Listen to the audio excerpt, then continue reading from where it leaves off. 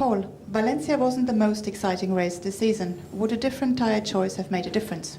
I think people have just got used to some very exciting racing this year. So when we have one that's maybe a little bit more straightforward, then people are sort of saying, wasn't it that exciting? Well, you know, Valencia has difficulties with the circuit, and we could have easily gone with the super soft compound, that's for sure. It might have made a little difference. I don't think it would have made a huge difference because overtaking was clearly very, very difficult on the circuit. Today the compounds for Silverstone were announced. Why did Pirelli reconfirm the initial choice of soft and hard? Well, we stuck with the soft and hard because Silverstone has a number of characteristics that are quite unique. You actually risk having a lot of heat and temperature there.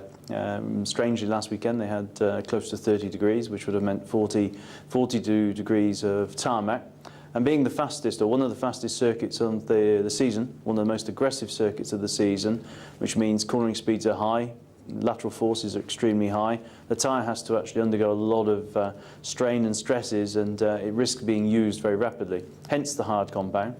On the other hand, Silverstone can be very cold. You know, it's England, so the weather can change very quickly. And in that scenario, you need to make sure that the tyre isn't too hard, because if it's too hard, when it's cold, it starts sliding. Then you get graining, and then the tyre consumes very quickly. So in that scenario, you also want to have another option, which is the soft tyre that we'll be taking. There's been a lot of comment as well in the press about teams maybe who feel they haven't got enough downforce at the moment, that feel penalised by using the harder tyre and wanting to use the softer tyre because they feel that they can get it working into temperature. So it covers their base as well. Of course, a team that has a lot of downforce will make the hard tyre work without problems. How difficult is it to make a compound choice that takes the requirements of all the teams and Pirelli into account?